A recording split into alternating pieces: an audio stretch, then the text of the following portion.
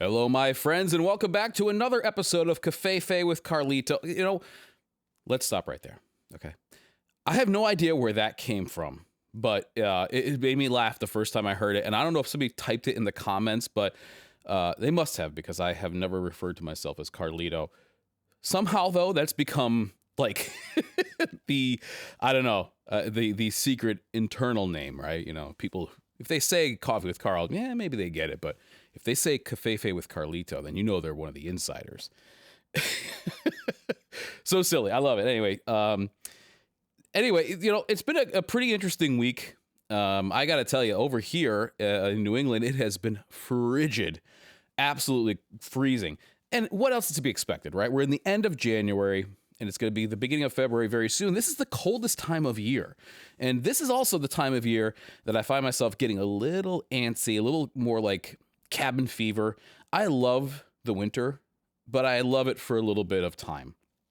And I mean, I really enjoy going out on like winter hikes. I have a pair of snowshoes that I used to use quite a bit, but the snowfall around here it's unpredictable. I mean, sometimes we get dumped on and sometimes we don't get much. And it seems like the last 3-4 years, we haven't gotten really enough to warrant getting the snowshoes out, but it's a lot of fun. And if you've never gone snowshoeing, it's a lot of fun because you could basically take the normal trails that you might hike and they just become snowshoeing trails.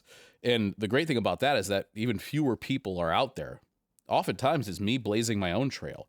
And there is a quiet that comes with the snow. There's this feeling of cleanliness when you breathe in that cold air, especially after it just snowed. It feels like, do you remember that old commercial where the guy would bite into a peppermint patty? It feels like, and he's on top of a mountain somewhere. It's that kind of feeling, this very fresh, clean feeling. And it's something that I miss in the summertime, especially when you start getting pollen and, the humidity and stuff like that. And it's like, you feel like this oppressive environment. It's the opposite now. And of course, what really makes the wintertime enjoyable is dressing for it. Because I found that most people who say that they hate the winter are people who they're cold because they're wearing shorts and like a cotton hoodie. And no, that's not going to do it, man. You're going to have to do something more than that.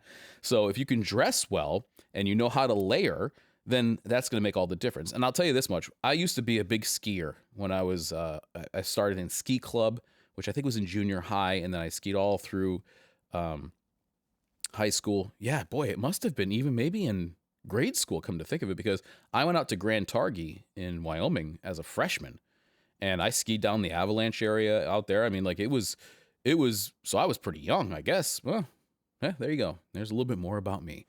But what I wanted to tell you that is because I, for a time, worked at a ski resort as a lift operator, and they did night skiing. So I would work during the day as a mechanic, and then at night I would go on the off side. So I would run the tow truck some nights, and then the other nights I would go to the ski resort and run the lift at night. And so I was out at night in some very, very cold conditions, and at that time I didn't know how to dress for it. I have a picture somewhere, and I've got to dig it up because it's a picture of me inside of they had these little shacks, right, where you could go in, and they actually had the controls inside, but they wanted you outside to help the skiers get up there. But if you needed to warm up and it was a lull or something, you can get in there and you can warm up. There's a picture of me in that shack, and I am wearing like a Champion hoodie and my father's Filson Mackinac Cruiser over the top of that. Cotton is a bad idea when it gets cold, and that's exactly what was happening. So I would just layer up in layers of cotton and then be surprised when I was absolutely freezing at the end of the day. So the best thing to do, and I really am going to redo the video about layering, is, get yourself a good base layer that wicks away sweat, a good insulating layer that will trap warm air closest to you. I like a high pile fleece or like a down puffer type of vest. That really works well, especially just to keep your core warm, which then circulates warm blood to the rest of you. It's actually surprising how much you can get away with when you wear just a good vest. And then, like last night, we were out, my kids were ice skating. It was like 25 degrees. And I had my Carhartt Montana vest on, which is like one of their puffiest, warmest ones they have. And it kept me very warm because your core is warm. And then on top of that, I'll put a good shell. And, the Mackinac Cruiser it's a decent shell, but The problem with it is it's not very windproof. So if you've ever worn one of them, you know that it can be very warm. As a matter of fact, hang on a second. This here is a blanket made out of that same Filson Mackinaw wool right here. So this is that same wool. And it's tough, it's hard wearing, it can be very warm, but it's not very windproof. So if it's a windy condition, which can just take the warmth right out of you, I wouldn't want something like this. I would want something that was really waterproof, windproof, and could protect me from those elements. I wish I had known that back then, because there were many times I was absolutely freezing. Then fast forward a little bit, I've told you this story before, when I was working on the railroad at night in New York, on the side of the railroad, when they call that the right of way, and you kind of drive out there and you could park somewhere off of where you're out of the way of the trains. It was, again, nighttime in the winter, just absolutely freezing. And I experimented with a lot of different combinations then, because I was doing this channel and really learning more about what worked and what didn't. And I found my perfect balance of things that worked for me, where I can almost go out in any condition and be very warm. Now, there are a couple of hacks that you can use too, because I don't necessarily want to go and strip down to a base layer and do the whole layering thing. Sometimes you just want to throw something on and go outside. So in cases like that, there are 2 jackets that I will use that are, not overkill, but they'll keep me warm. One is that Heat Straps Mouton jacket. And if you were lucky enough to get one of those, you know that you could sit still on the bleachers and be perfectly warm. Something about that mouton traps warmth like I've never experienced before. The other one is the Connecticut from Field Leathers. Or that really kind of goes, I guess, to most B3 bombers or most shearling. It's almost like 2 layers in one, because you have that deep pile of the shearling on the inside, which traps that warm air, and the outside you have that leather, which acts like a shell layer. And I wore one of these. Not one of these. I wore the Connecticut jacket in New Hampshire when we went up there with my family, and we went to a place called Santa's Village. Which, side note, I thought was going to be way worse than it actually was. I thought it was going to be this kind of like backwoods type of thing. It was really impressive. Very well done. And I would definitely go back there again. And I wore that jacket over, I think, a long sleeve t-shirt. And I was really warm. And we were there in the evening. It was great. So those are 2 ones that I will use, if it's like I'm going to head out and I know it's going to be cold and I just want to throw something on. I don't want to go through the whole base layer, mid layer, whatever. I'll do that. And the other thing, and I'll leave it on this, is fleece-lined pants. Now, I have 2 pairs of fleece-lined pants, one from Patagonia Workwear, which are very good, and then one from Carhartt. I actually kind of like the Patagonia Workwear ones better. I'm not really sure what it is. The cut might be better. The fabric, I think, is probably what it comes down to. They're Iron Forge hemp, or whatever they call it. I think it's the Iron Forge hemp. It's flexible, without really having to do too much to it. So it's almost like pre-broken in.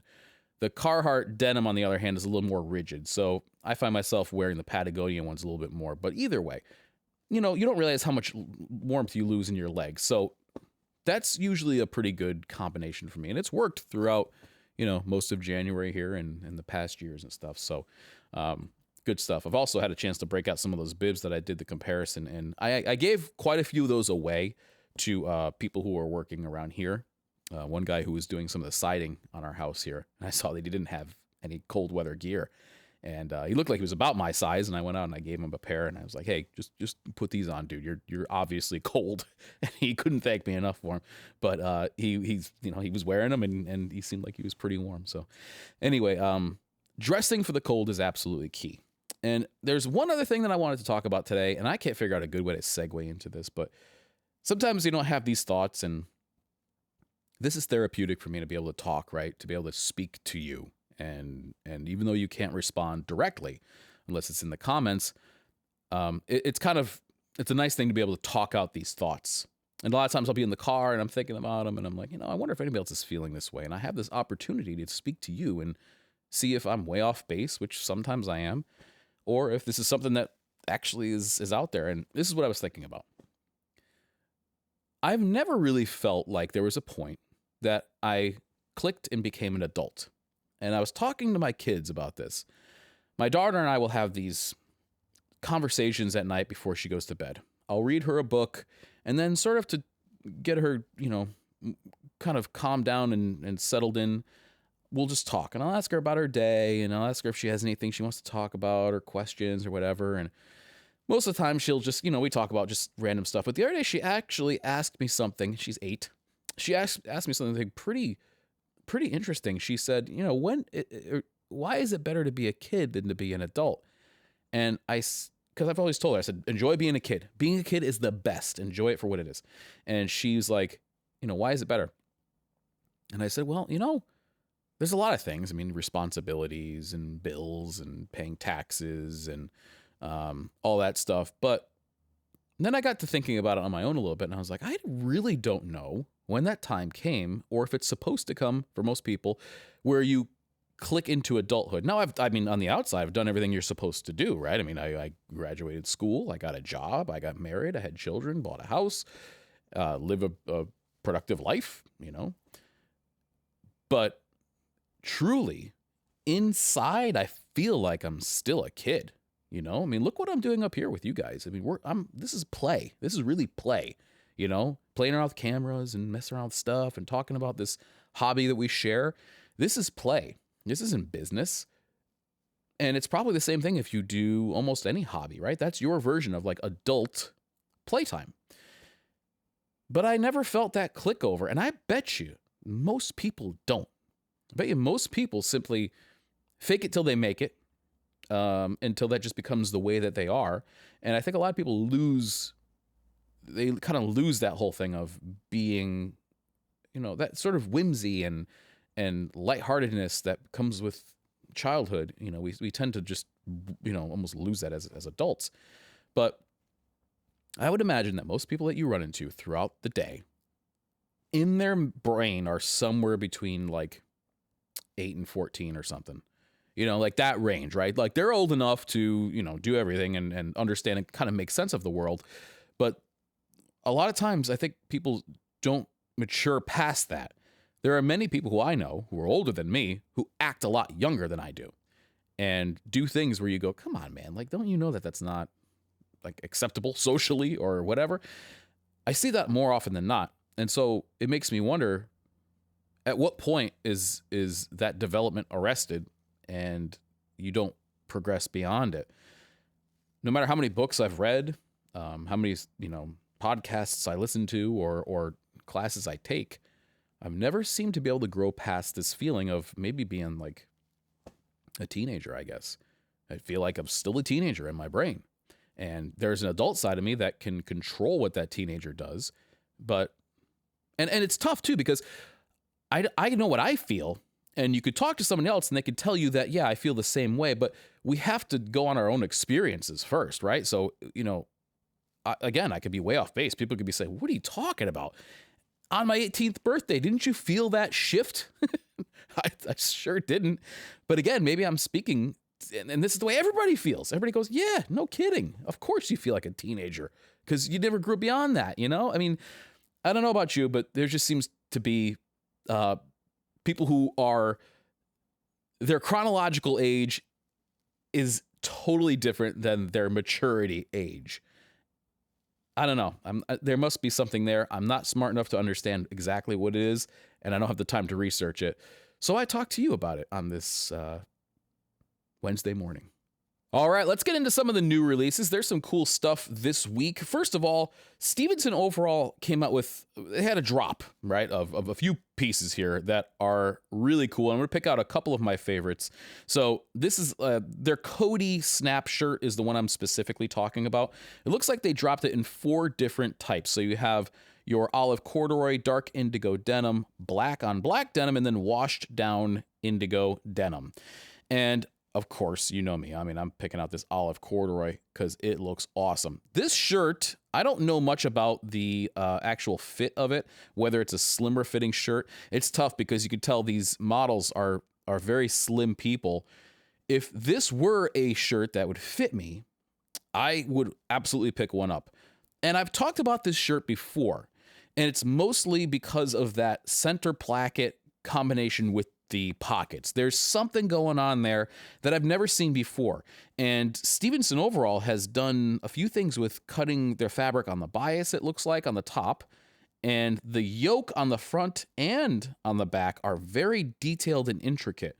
So I'm a big fan of corduroy. Corduroy is a really cool old school fabric with its roots in workwear.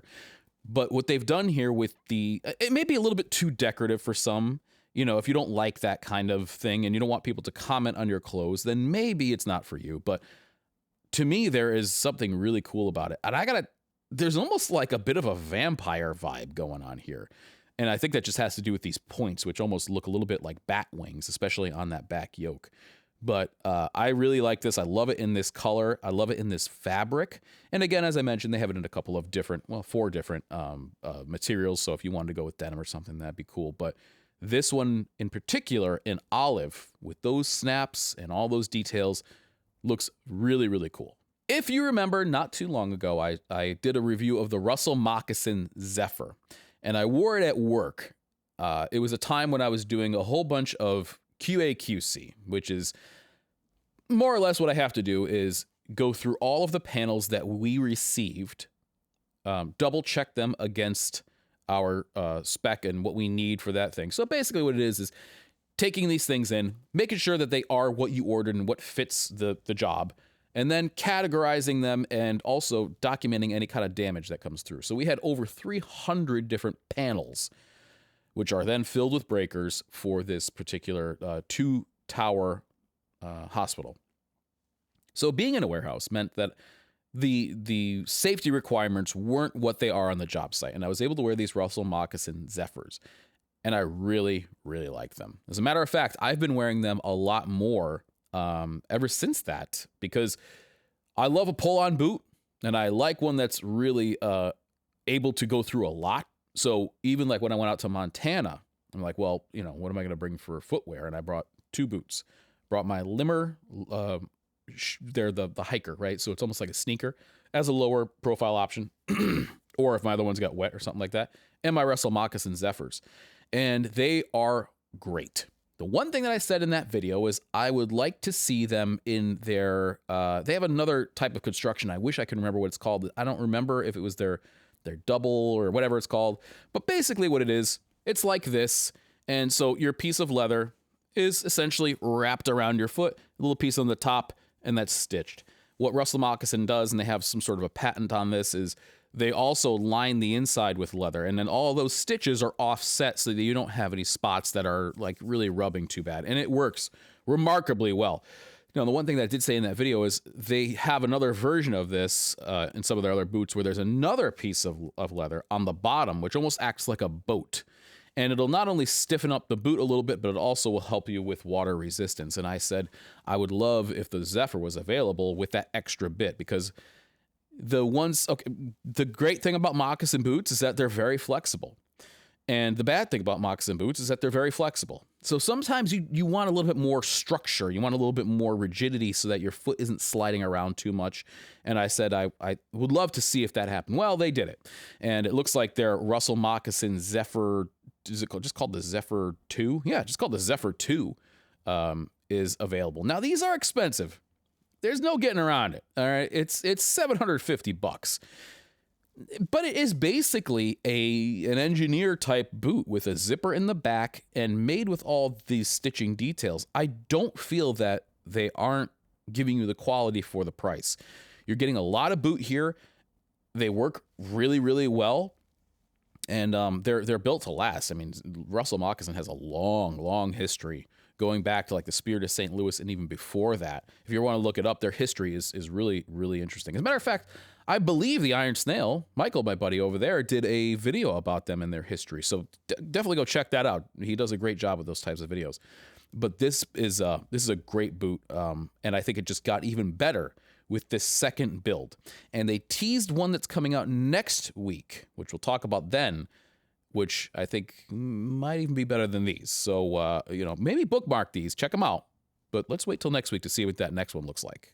Okay, not really a product, but a brand that I wanted to talk to you about, and that is Unbleached Apparel.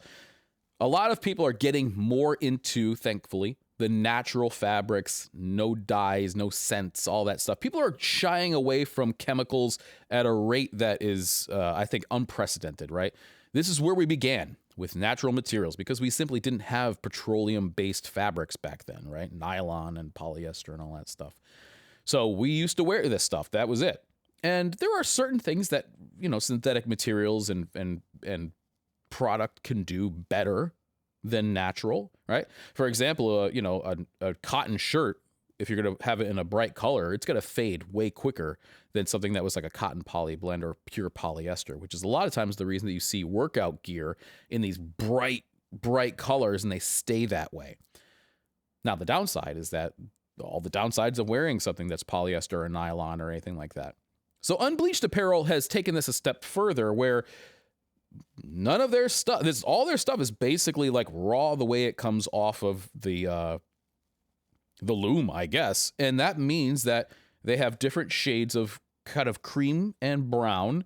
And that's basically what you get. So when you look at this and you go through their product, it's like that's what you see. You don't see a whole lot of other colors in here, and that's their deal. But they have a wide offering of stuff. So you have things like a sweatshirt, they have boxers, they have t-shirts, they even have socks, they have pants, they have a lot of stuff in here, which looks just kind of like really good high quality staples. Now, I haven't tried any of these out. I haven't seen them. This is a brand that just sort of came across my radar and I wanted to talk about because I think a lot of people are looking for this type of thing.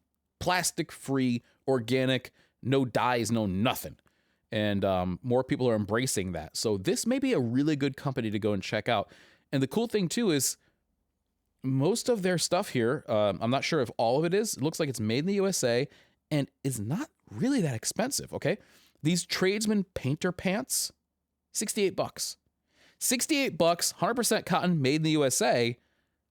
That's pretty damn good. Look at this undyed organic t-shirt, $25. The thermal, $34. Long sleeve t-shirt, $30. Unbleached crew neck sweatshirt, $40. These are prices that are very attractive. So I think it's worth going over there and taking a look because I certainly will be, and taking a closer peek at what this company has to offer. Okay, Gustin. Gustin is a brand that I've always been a fan of. One of my very early videos was about their Japan Fire denim, and I bought a pair and I wore them, but I didn't really wear them all that much because they're pretty loud. But I always liked Gustin, and as a matter of fact, Dave, who has the channel Fragrance Bros and Beast Mid Reviews, he and I would always joke around because when Gustin would come out with an email back in the day, it would always be describing their product like it was, this like really rare thing and whatever. And inevitably they had some really good stuff, but it was funny because their emails were almost like Jay Peterman like in the way that they described it, right? So we always would kind of joke about that. Well, one of their mainstays that they've had for a long time and was always a good one to recommend to somebody who might be looking to get into selvage denim but didn't want to spend a ton was their 1968 selvage denim jeans, because these were the Cone Mills white oak dead stock denim, which is a great old denim that Levi's used to use for a long time. The whole history of Cone Mills and the white oak plant I've talked about before in videos, and then actually after that, what happened. Their looms got bought by Vidalia Mills and etc. And then, so what happened is there was a whole bunch of this dead stock, which means they made the fabric, but then the mill closed, and so they weren't going to be making any more of it. There was a whole bunch of this dead stock material that was around, and a lot of companies made a lot of stuff out of it. Enough so that I was like, how much dead stock is around? I mean, like, that's a lot. Well, looks like the supply is drying up. So the white oak Cone Mills material is basically running dry. And Gustin has announced that this 1968 denim that they've had for so long is coming to an end. And it's $129, which is, still really very affordable when it comes to selvage denim.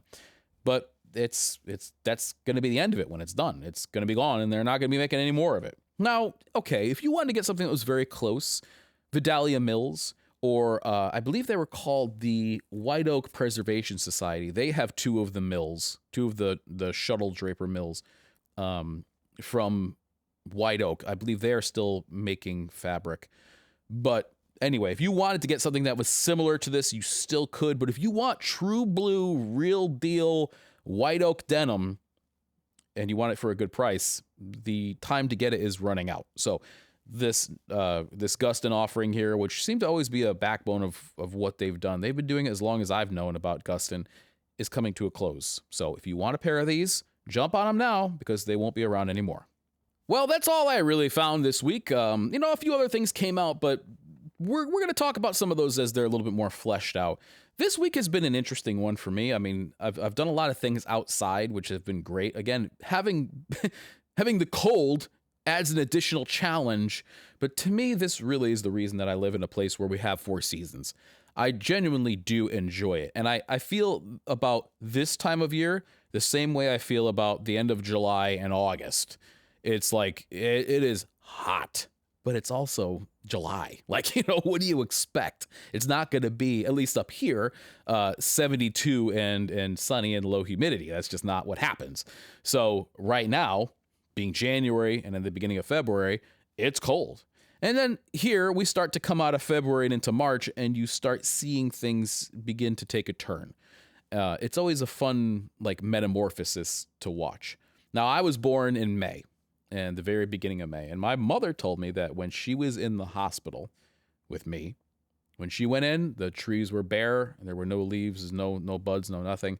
And as she was there looking out her window, she got to see the trees kind of sprout and all that stuff. And, this is in a day where, like my wife was in the hospital, I think, for 1 or 2 days, and then they send you home right away. But if you have complications or whatever, you obviously can stay longer. So I always like watching that time of year where things come to life. It's always a lot of fun. And then after that, it becomes like pollen season. And I don't have allergies. I'll tell you what really bothers me about the pollen is cleaning my car off. That just drives me nuts. You get this yellow powder that's on everything. And it's like, oh, God. But it's all part of it. It's all part of it.